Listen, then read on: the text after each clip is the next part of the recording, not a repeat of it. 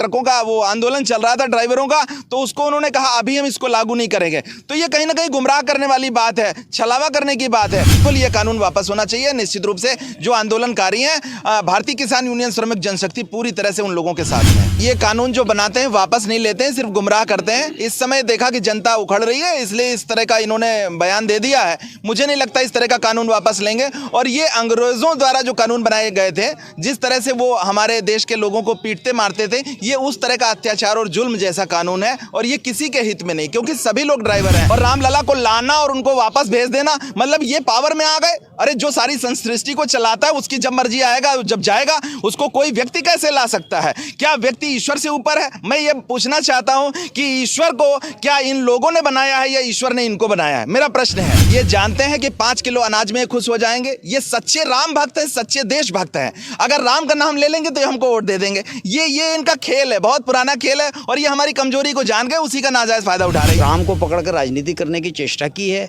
और वो सोचते हैं कि ये फॉर्मूला चल जाएगा। लेकिन देश की जनता के सामने बेरोजगारी, भुखमरी, महंगाई का सवाल है।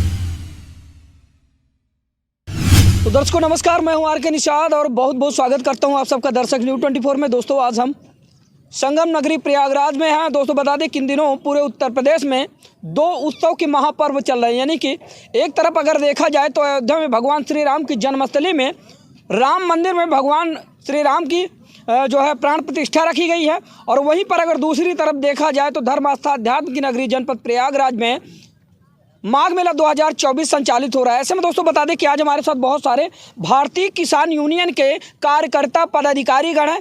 इनसे जानने का प्रयास करते हैं कि दरअसल जहां पर एक तरफ देखा जाए तो अयोध्या में राम मंदिर की प्राण प्रतिष्ठा में सारे लोग व्यस्त हैं, वैसे में ये लोग यहां पर सामूहिक रूप से क्या कर रहे हैं, क्या कुछ है इनकी मांगे, और अपनी बातों के माध्यम से सरकार को क्या मैसेज देना चाहते हैं, क्योंकि निरंतर ये लोग सरकार को नींद से जगाने का काम करते चले आए हैं।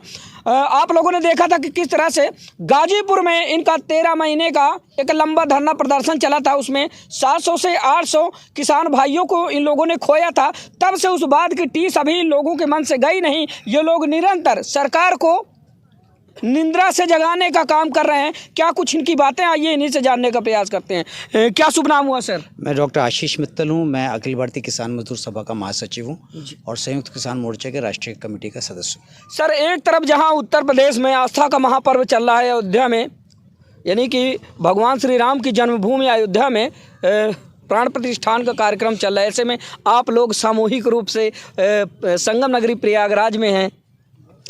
वहाँ एक चुनावी राजनीति चल रही है और यहाँ पे देश की किसान जनता की समस्याओं पर चर्चा चल रही है। देश के किसानों से वादा किया था मोदी जी ने कि वो न्यूनतम समर्थन मूल्य देंगे, उसकी कमेटी बनाएंगे। उन्होंने कर्ज माफ़ी की भी बात पे गौर करने की बात की थी। उन्होंने कहा था बिजली बिल पेश नहीं होगा, लेकिन इस बीच नया बिजली बिल पेश कर दिया गया है। बिजली की दरें बढ़ा दी गई हैं और बिजली के रेट की वसूली घरों से की जा रही है। कनेक्शन काटे जा रहे हैं, स्मार्ट मीटर लगाया जा रहा है। आपको याद होगा कि अंग्रेज़ों के लिए किसान से लगान वसूली का काम भारत के रजवाड़े करते थे, जो उनके दलाल थे। और आज ये बिजली कंपनियां जो हमारी धरती पे लगी हैं, हमारे कोयले को इन्होंने कब्ज़ा कर रखा है, हमारी नदियों का पानी ये उठा रही हैं, बिजली पैदा कर रही हैं, हमें महंगी बिजली बेच रही हैं। उसमें एक नया बिजली बिल आया है जिसमें रियायती दरों पर गरीबों को बिजली नहीं दी जाएगी। अब जो है, जो व्यावसायिक रेट है और रियायती दर है, सब बराबर कर दिया जाएगा और उस आधार पर वसूली के लिए प्रीपेड मीटर लगाए जा रहे हैं। तो इंसान आज के युग में है, जब से 125 साल से बिजली का इस्तेमाल इंसान ने करना शुरू किया है, 1908 एडिसन के बाद, बल्ब के आविष्कार के बाद, आज जो है हमको अंधेरे में डाला जा रहा है और अफ्रीका से भी बुरा हाल बनाने की कोशिश है। क्योंकि कंपनियों को लाभ होना चाहिए, मुनाफा होना चाहिए। कंपनियों का मुनाफा, देश का विकास, ये एक नई धारा जो है लोगों को सिखाई जा रही है। और देश को उन्होंने कर्ज़ में डुबो दिया है कंपनियों को सुविधा देने के लिए। 55 लाख करोड़ रुपए का कर्जा था देश पर 2014 में। आज दिसंबर 23 में 161 लाख करोड़ रुपए हो गया है। ये सब जो है रसोई गैस, पेट्रोल, डीजल के रेट बढ़ाकर वसूला जा रहा है। ये सब तरह तरह के टैक्स बढ़ाए जा रहे हैं, तरह तरह के हाईवे बनाए जा रहे हैं, लेकिन हाईवे पे जो है टोल टैक्स वसूली की जाती है। तो ये तमाम जनता से किसी ना किसी तरह से अप्रत्यक्ष वसूली की तरीके जो है बढ़ाए जा रहे हैं और देश के संपदा को विदेशी कंपनियों और भारत के जो अडानी अंबानी हैं, जो टाटा बिरला हैं, जो उनको बढ़ावा दे रहे हैं, उनको बताया जा रहा है। देश गरीब होता जा रहा है। यूपी में 18% पुरुष कुपोषण के शिकार हैं, ऐसा सरकारी आंकड़ा कह रहा है। 19% महिलाएं कुपोषण की शिकार हैं। और ये कह रहे हैं कि साहब देश में गरीबी कम हो गई है, क्योंकि गरीबी आंकने के लिए इन्होंने एक इंडेक्स बना लिया है कि जिनके पास बैंक के खाते तक पहुंच है वो गरीबी से बाहर हो गए। तो बैंक के खाते की पहुंच तो इन्होंने अपने आप ही बना दी है, ज़ीरो अकाउंट खाते खोलकर। तो इस तरह से इन्होंने उसको जो है कम कर दिया। ये कहते हैं जिनके पास शौचालय हैं, हमने शौचालय पहुंचा दिए, वो गरीबी से बाहर हैं। तो शौचालयों का आंकड़ा ये है कि 40% शौचालय संचालित नहीं हैं, लेकिन इनके खाते में चढ़ गए हैं, तो वो गरीबी से बाहर हो गए हैं। तो गरीबी अब कागज़ों पे कम की जा रही है।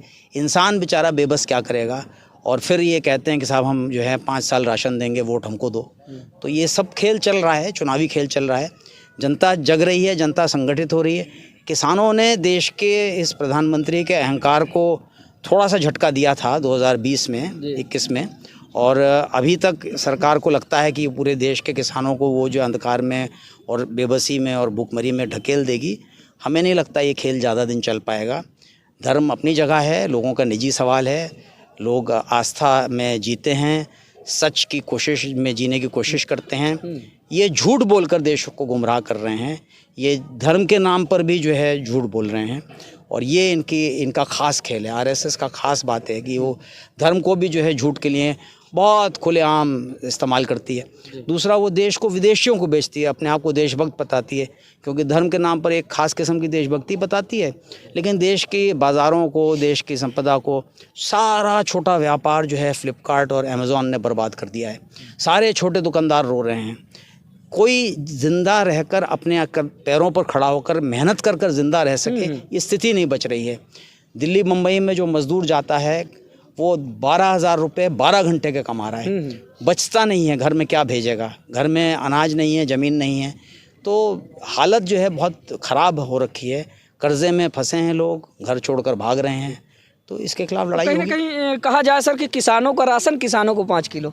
हाँ, वो एक हिस्सा है। और इंसान 14 किलो महीना खाता है, लेकिन ये 5 किलो देकर कहते हैं कि हमने तुम्हारा पेट भर दिया है, जबकि उपज किसान ही करता है। सारी पैदावार किसान करता है, किसान की मेहनत से होती है। सारा का सारा मेहनत का फ़ायदा जो है कंपनियां कमा रही हैं, लेकिन फिर भी किसान जो है उस काम में खुश है, क्योंकि वो उसकी ज़िम्मेदारी का हिस्सा है, उसकी देशभक्ति का हिस्सा है। ये देश किसानों का देश है, लेकिन इसके देश को अब ठेकेदारों का देश और दलालों का देश बना दिया है। सर, थोड़ी देर पहले हमने आपसे बातचीत की कि जहाँ पर आस्था का उत्सव चल रहा है अयोध्या में, भगवान श्री राम की जन्मस्थली में, तो आपने कहा कि सिर्फ वो एक राजनीतिक मुद्दा है। तो आप कैसे, किस दृष्टिकोण से आप देखते हैं कि राजनीतिक मुद्दा है? देखिए, धर्म के को लेकर राजनीति भारत में अंग्रेज़ों के समय से होती रही है, जब विभाजन किया। क्योंकि भारत में 1857 का जो युद्ध लड़ा गया, वो विदेशी हुकूमत जो लूटने आई थी उसके खिलाफ लड़ा गया। और जब वो हिंदू मुस्लिम इकट्ठा लड़े थे, मेरठ से जो सेना चली थी, जिसने जो है अंग्रेज़ों के मौत के घाट उतार कर, अंग्रेज़ी अफसरों को मौत के घाट उतार कर बहादुर शाह ज़फ़र को, बूढ़े को जो है खड़ा कर दिया कि तू हमारा राजा है।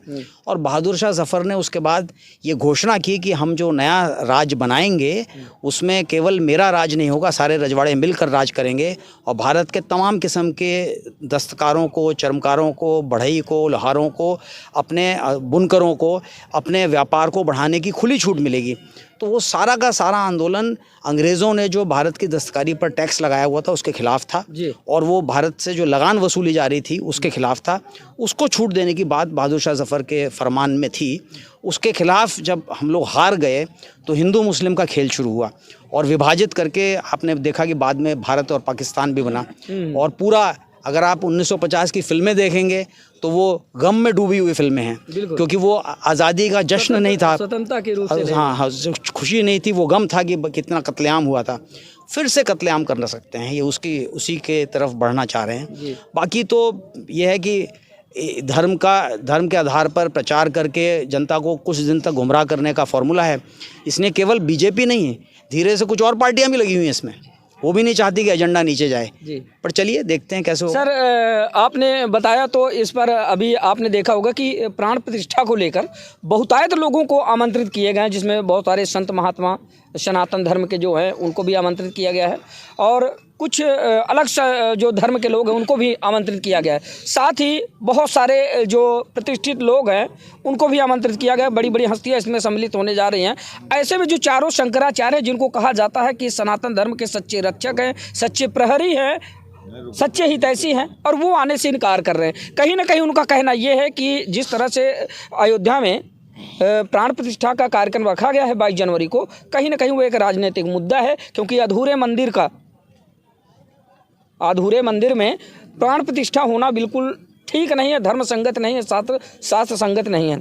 ऐसे में अभी 1-2 दिन पहले की बात है, आपने देखा कि इस मुद्दे को लेकर हाई कोर्ट में यानी कि इलाहाबाद हाई कोर्ट में याचिका भी दायर हो गई है। हिंदू महासभा के अध्यक्ष देवेंद्र पांडे जी के द्वारा, और साथ ही गाजियाबाद के एक शख्स हैं, उनका नाम भोलानाथ है, उनके द्वारा याचिका भी दायर कर दी गई है कि जो होने वाली प्राण प्रतिष्ठा है 22 जनवरी की, उसको रोका जाए। आप क्या सोचते हैं? देखिए, कोर्ट, भारत के कोर्ट जो है आमतौर पर इस तरह के सवालों पे सरकार के खिलाफ कुछ नहीं बोलेंगे। अच्छा। और वैसे भी ये धर्मगुरुओं का सवाल है, ये लड़ाई धर्मगुरुओं के संगठन के अंदर ही लड़ी जाएगी।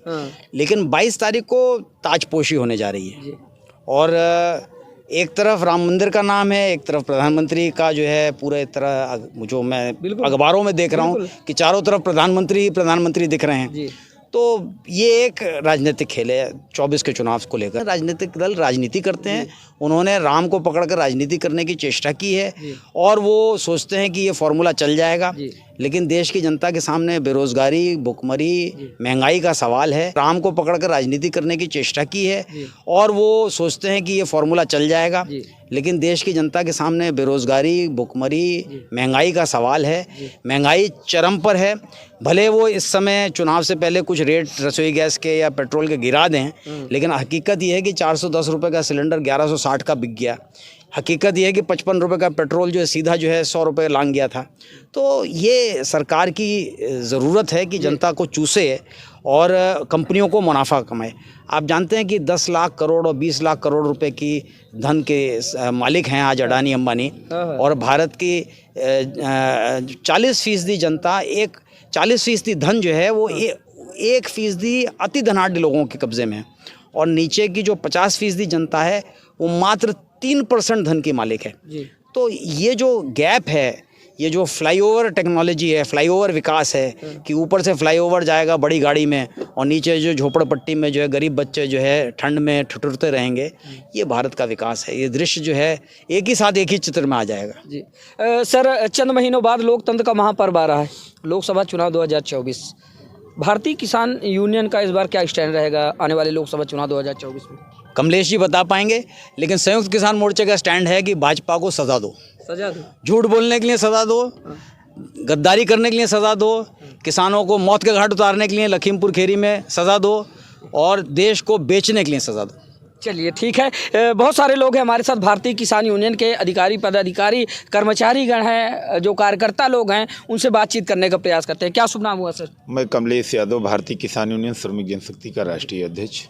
जैसा कि सर आज आप लोग संगम नगरी प्रयागराज में सामूहिक रूप से मौजूद हैं, इसको सामूहिक रूप से कहा जाए, यानी कि ग्रामीणांचल क्षेत्र से चलकर जो आपके किसान भाई हैं वो आपके साथ इस समय खड़े हैं। क्या कुछ मांगे हैं, क्या कुछ कहना चाहते हैं सरकार से? देखिए, हम लोगों की, किसानों की हर साल ये जो कैंप होता है इसमें विभिन्न मांगे रहती हैं पूरी देश की, और इस समय किसानों की तो मांगे ही मांगे हैं, चाहे खेती को लेकर के हो, चाहे शिक्षा को लेकर के हो, चाहे महिलाओं को लेकर के हो, हर प्रकार की मांगे हैं किसान लेकर के आता है। लेकिन ये मौजूदा जो सत्ता सरकार है एक तरीके से गूंगी और बहरी है, इसको ना सुनाई देता है न दिखाई देता है। ये पूरे देश के युवाओं को ठगने का काम किया है, इन्होंने छुट्टा जानवरों से पूरे देश को बर्बाद करने का कार्य किया है, और जो इन्होंने गौशालाएं देश देहात में बनाया, उनका गौशाला नहीं बधशाला नाम धरना चाहिए। उनके अंदर गायें मर रही हैं, कोई अधिकारी देखने वाला नहीं है।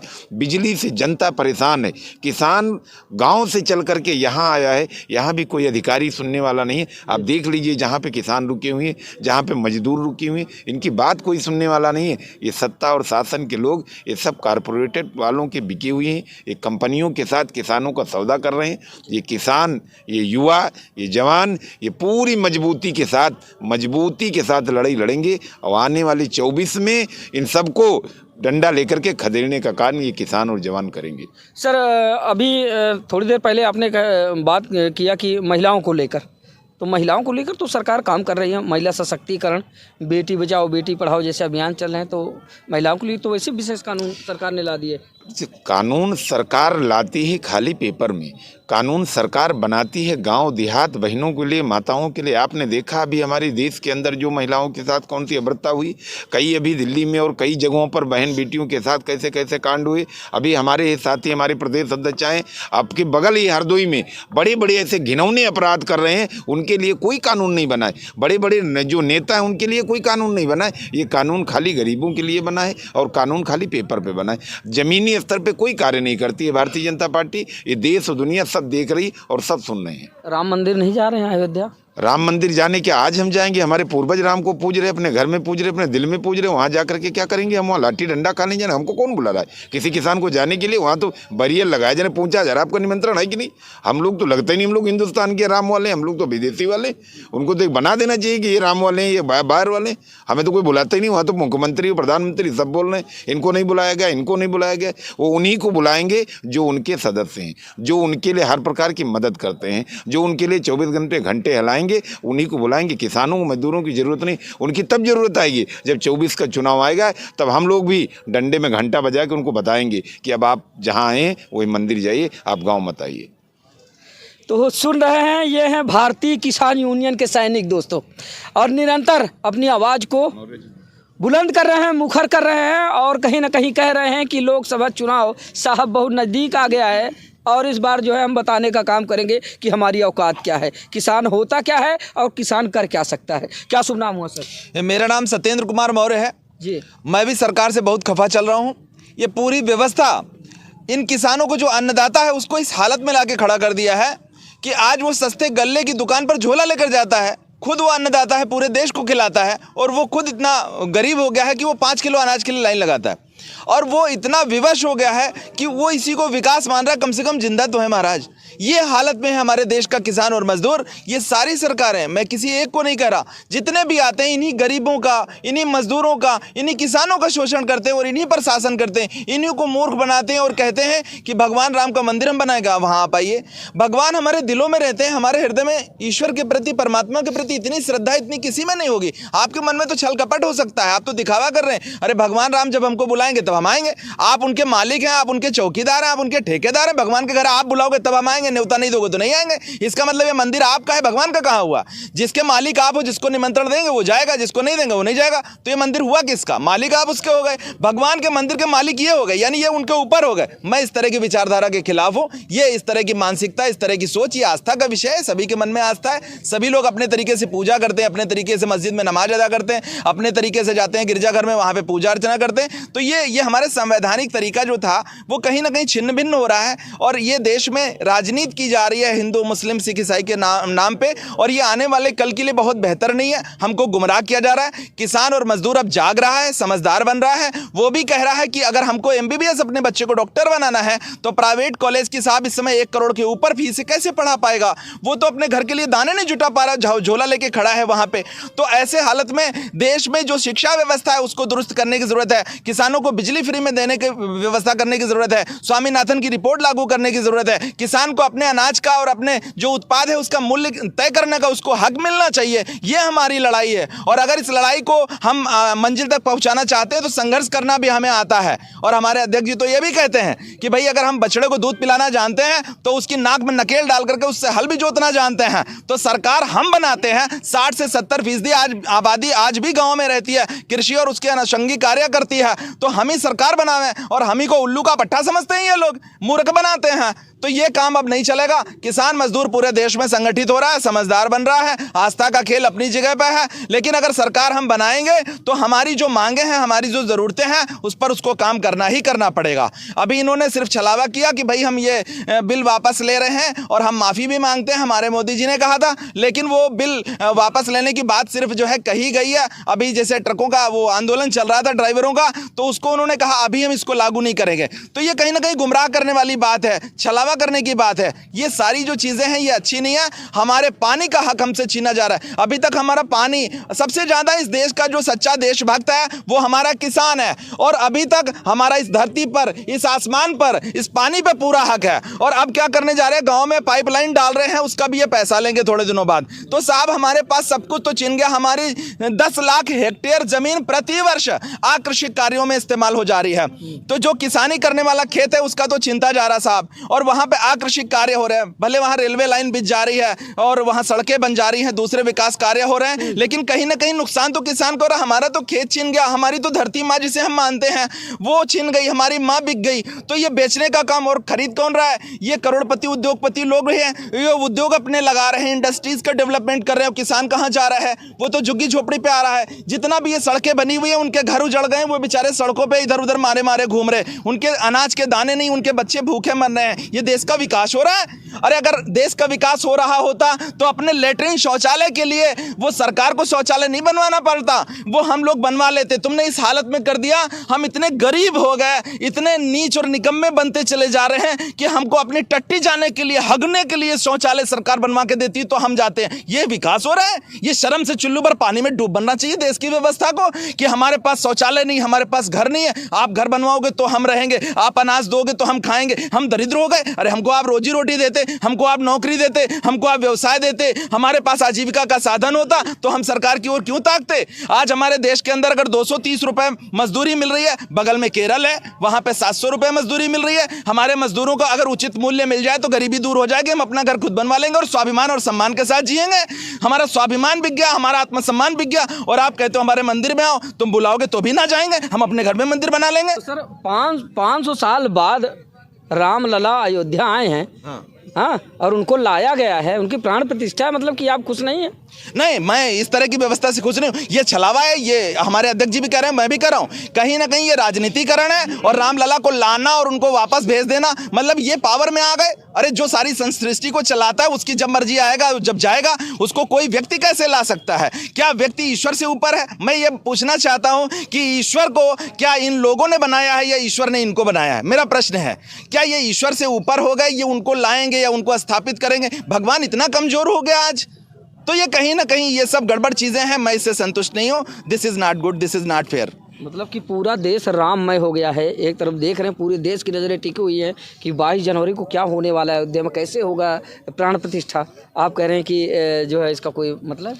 ये असल में सारे जादूगर लोग हैं, ये हमारी कमजोरी को जानते हैं और उसी कमजोरी का फायदा उठाते हैं। ये जानते हैं कि 5 किलो अनाज में खुश हो जाएंगे। ये सच्चे राम भक्त हैं, सच्चे देशभक्त हैं। अगर राम का नाम ले लेंगे तो हमको वोट दे देंगे। ये इनका खेल है, बहुत पुराना खेल है, और ये हमारी कमजोरी को जान के उसी का नाजायज फायदा उठा रहे हैं। अच्छा ठीक है, ये बताइए कि राम मंदिर में होने वाली प्राण प्रतिष्ठा को आप राजनीति की दृष्टि से देखते हैं या फिर आस्था की दृष्टि? देखिए, आस्था के नाम पर तो सब कुछ ठीक है भाई, हम यहाँ आए हैं, हमारी आस्था है, हमारे संगम पर आस्था है, हमारे इस प्रयागराज में आस्था है, हम यहाँ पर आए हैं, हमारी राम में आस्था है, हमारी अयोध्या में आस्था है। लेकिन जो सरकारें या जो हमारे राजनीतिक दल हैं, जब वो राम को लेकर आते हैं तो नज़ारा कुछ और होता है, वो बात नहीं रहती।